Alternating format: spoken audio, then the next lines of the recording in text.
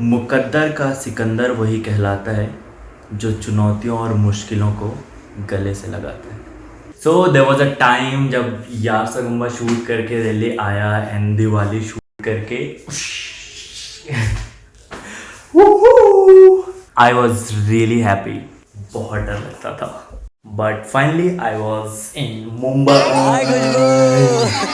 एक कैम्प किया था just to settle in Mumbai and थोड़ा सा मुंबई को जान जाऊं।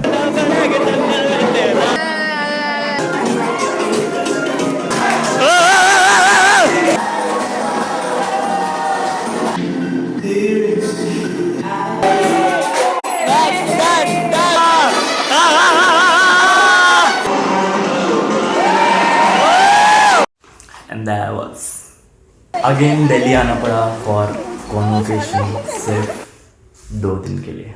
बैक टू मुंबई, सामान पैक किया बिकॉज पीजी का 3 महीने का कॉन्ट्रैक्ट ख़त्म हो गया था एंड जाके पहुंचा एक चूतिए के पास, लिटरली एक चूतिए के पास।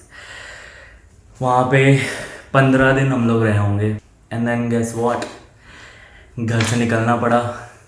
10-15 दिन के बाद हम बेघर, हमारे पास नो छत, बस ही वॉज शिट। उसके बाद से राजू भैया के पीजी में जाके गए। ऑलमोस्ट लाइक 15 डेज हम लोगों ने वहाँ पे स्पेंड किया एंड फाइनली हमें अपना फ्लैट मिला and we was so happy. Actually मैं हूँ आपका होस्ट और आप देख रहे हैं रेडियो मिर्ची 93.5 FM और हम बजाने वाले हैं बॉलीवुड के कुछ बेहतरीन गाने। Oh my God, you forgot it.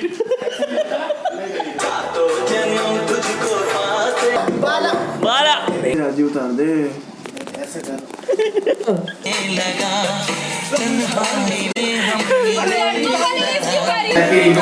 बात है मुझे बहुत मस्त लगी, बहुत क्यूट लगी जो भी था, तो वीडियो को बनाया।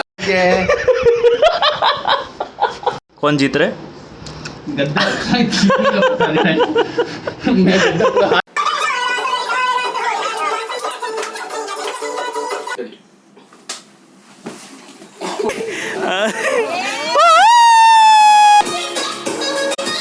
दूसरी बार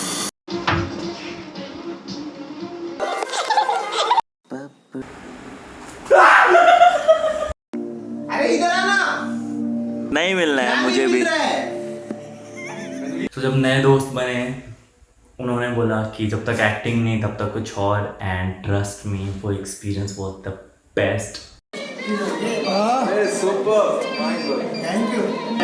एक दुल्हन मेरी तो मेरी दुल्हन, तू ही मेरी जिंदगी, तू ही मेरी हर खुशी, तू ही मेरी जिंदगी। मतलब अभी भी मेरे को उस टाइम पे जाने का मौका मिला तो मैं फटाक से निकल जाऊंगा यहाँ से। कहानी तो असली अब शुरू होती है। हमारा पिछले फ्लैट का कॉन्ट्रैक्ट ख़त्म हो गया, हमें अब नए फ्लैट पे शिफ्ट करना पड़ा। नए नए कदम पड़े थे उस फ्लैट पे, कुछ समझ में नहीं आया। ऑल ऑफ सडन क्या हुआ एंड मैं जा टपका।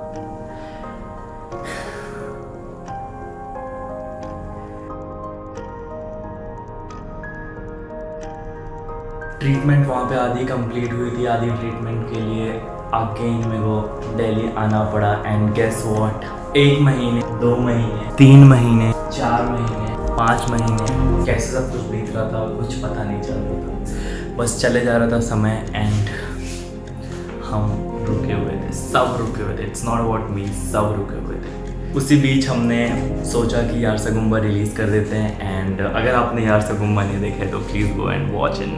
बहुत मेहनत किया यार उसकी, मतलब शूटिंग से लेकर के एडिटिंग तक वाज लाइक द टफेस्ट।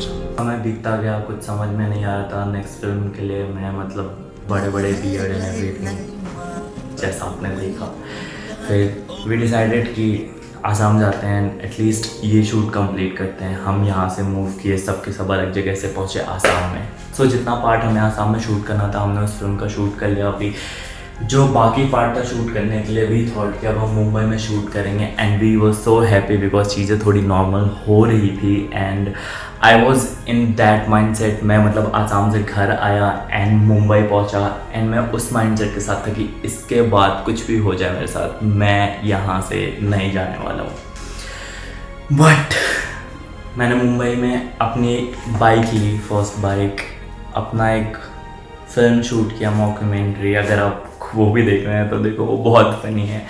बहुत इन्जॉय करोगे। मेरे दिमाग में ऑल ऑफ सडन क्लिक हुआ और फिर मैंने सोचा बनाते हैं। देन बहुत टाइम हो गया था कुछ अच्छा अनोखा अलग नहीं किया था एंड बहुत तड़प रहा था, तो आई थॉट लेट्स गो और अपनी 1000 kilometre ride, first 1000 kilometre ride complete की, विच वॉज क्रेजी।